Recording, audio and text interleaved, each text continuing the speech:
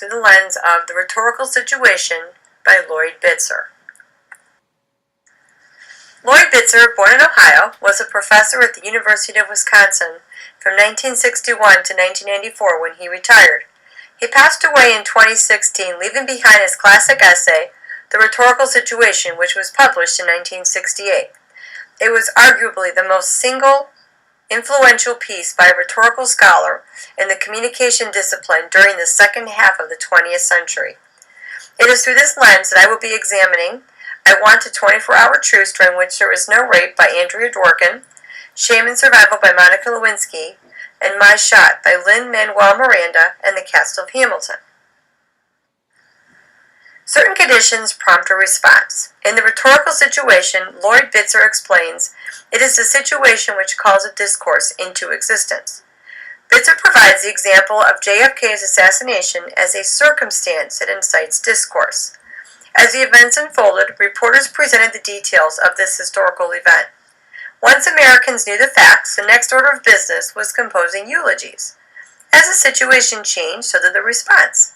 Bitzer claims every rhetorical situation, in principle, evolves to a propitious moment for a fitting rhetorical response. Many rhetorical conditions decay, but others, such as issues of social justice, persist because they speak to situations which persist, which are in some measure universal. Bitzer provides the example of the Gettysburg Address as being more than just a historical document. It continues to be at the forefront of historical discussions because the stance endures. When a situation prompts discourse, that situation is viable and enduring to the rhetor. The rhetoric takes on a life of its own, provoking a passionate reaction from the reader and enlisting the reader to join the movement. We see an enduring rhetorical situation of this nature in the additional text I will be discussing. The issue of sexual violence continues to be one of those enduring rhetorical situations. In the speech, I Want a 24-Hour Truce During Which There Is No Rape, Andrea Dworkin addresses a mostly male audience at the Midwest Regional Conference of the National Organization for Changing Men in 1983, regarding the societal problems of sexual violence. The necessary constituents of a rhetorical situation, exigence, audience, and constraints are all present. Her exigence, women's lives at stake; the audience, mostly males in attendance; the constraints, Dworkin's experience with sexual violence and the attitudes of the men in attendance. According to Bitzer, the rhetorical audience must be capable of serving as mediator of the change which the discourse functions to produce. Dworkin set out to create that change when she sent her raw message to the crowd, seething with emotion. I won one day of respite, one day off, one day in which no new bodies are piled up. She responded to the prompt of sexual violence with her speech calling for a 24-hour truce from rape in hopes of creating a commitment to equality. She succeeded in arousing both compassion and anger, thus declaring a rhetorical stance of her own, and enlisting others to join. As Bitzer reminds us, language functions as a link in concerted human activity, as a piece of human behavior. It is a mode of action and not an instrument of reflection. Dworkin's speech was not meant to be taken with a cup of tea on a Sunday afternoon.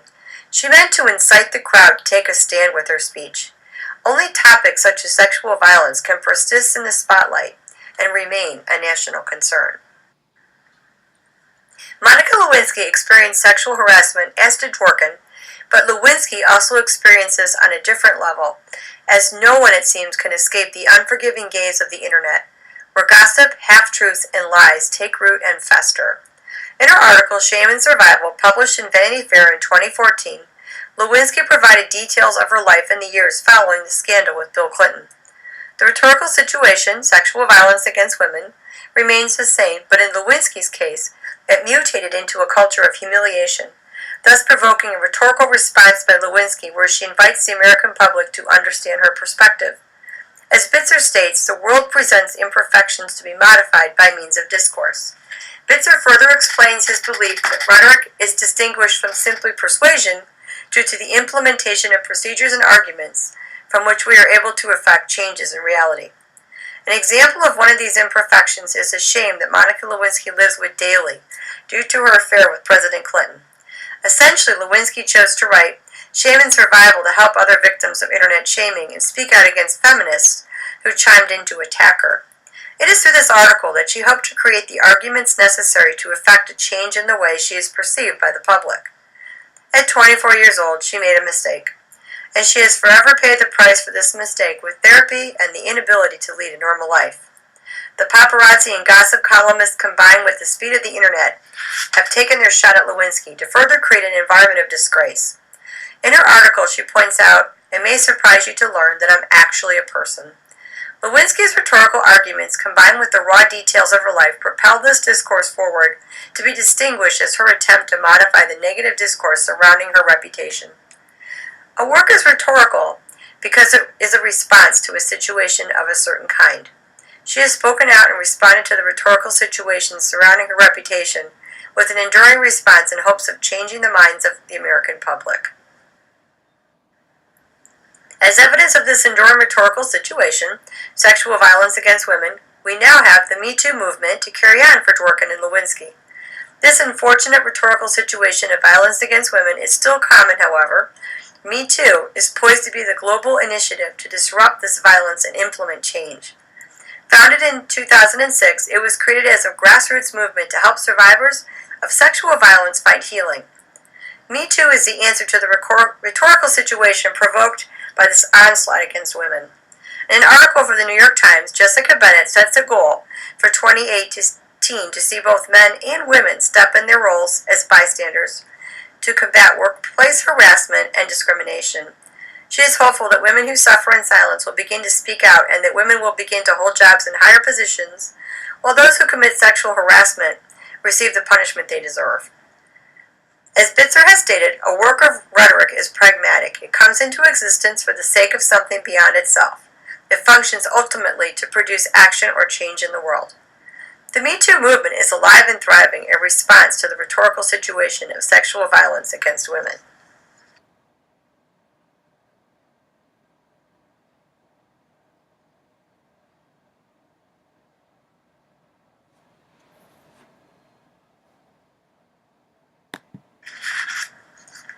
Rhetoric of a different enduring nature is communicated through My Shot, as performed by the cast of Hamilton.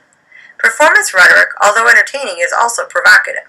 The rhetorical situation calls on the audience to take on the perspective of Lin-Manuel Miranda's vision of colonial America.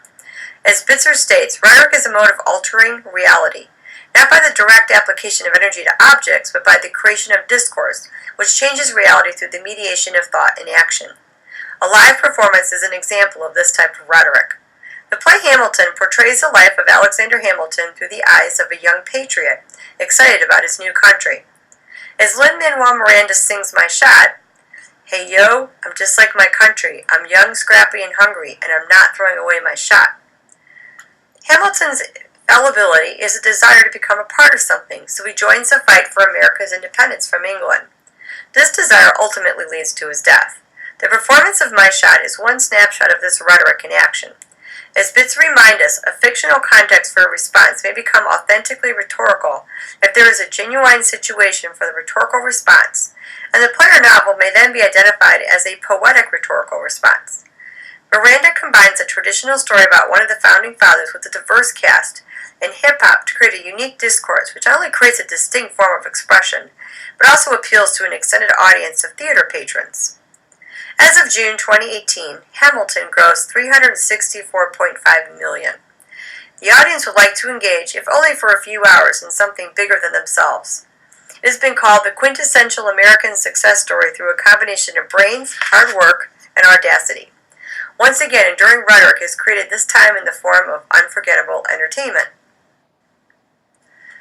Bitzer's The Rhetorical Situation has become one of the most respected articles in the field of rhetoric and writing due to the salience it places on the prompt for rhetorical response. In each of these cases mentioned above, it is clear that a rhetorical situation was the instigation for the discourse created. It is through this created discourse that the writer alters reality by bringing into existence a discourse of such a character that the audience, in thought and action, is so engaged that it becomes mediator of change.